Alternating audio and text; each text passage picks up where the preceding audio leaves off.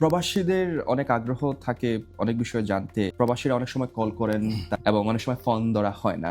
আগামীতে কোনো সুবিধা আসছে? এই একটা জায়গাতেই আসলে আমাদের একটা অস্বস্তির জায়গা ছিল, কোনো সন্দেহ নেই, আমরা এটা কোথাও অস্বীকার করি না। যে আপনি জানেন যে বাংলাদেশ সরকারের পক্ষে এতজন লোকও বলতে কিন্তু আসলে সম্ভব ছিল না, যে আমাদের ফোনটা রিসিভ করতে হচ্ছে একজন। তো একজনকেই আসলে ওখানে দেয়া ছিল, যিনি আছে ফোনটা রিসিভ করতেন।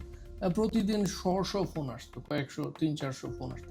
একজন মানুষের পক্ষে আসলে ওইভাবে সম্ভব হতো না, যে কারণে দেখা যায় যে আমাদের প্রায় 1/3 কলকে আমরা অ্যাটেন্ড করতে পারতাম, 2/3 কল আনঅ্যাটেন্ডেড থাকতো। আপনার 2/3 লোকজনের কথাটাই শুনতে পেতেন যে আসলে ওনারা ফোনটা কনসুলেট ফোন রিসিভ করেন না।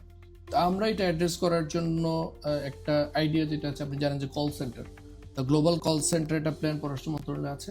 ওই প্ল্যানের পাইলট প্রজেক্ট হিসাবে কিন্তু আমরা একটা প্রস্তাব দিয়েছি ঢাকায়, যে আমরা একটা ইউনিক নাম্বার থাকবে, নাম্বারটা ফোন করার সাথে সাথেই কলটা বাংলাদেশে কলটা চলে যাবে। এবং দক্ষ এবং কি বলা যায় যে আমরা স্মার্ট কিছু তরুণ এখানে থাকবে, বিশ্ববিদ্যালয় পড়ুয়া, ইংলিশ মিডিয়ামের, অবশ্যই বাংলা মিডিয়ামেরও থাকবে, কারণ অনেক কোয়েশ্চেন আপনাকে ইংলিশ রিপ্লাই দিতে হবে। সো ওরা 4 জন থাকবে অ্যাট এ টাইম, 4 জন কিন্তু ফোনটা রিসিভ করতে পারবে।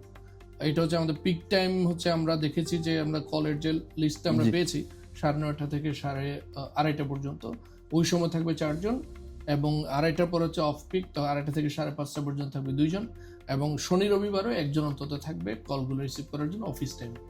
এতে আমাদের প্রবাসীদের যে একটা ভোগান্তির যেটা বিষয় ছিল, যেটা আসলে আমরা কখনোই অ্যাড্রেস করতে পারি নাই, তো এই কল সেন্টারের মাধ্যমে আমরা আশা করছি যে এই ভোগান্তিটা একটু লাঘব হবে।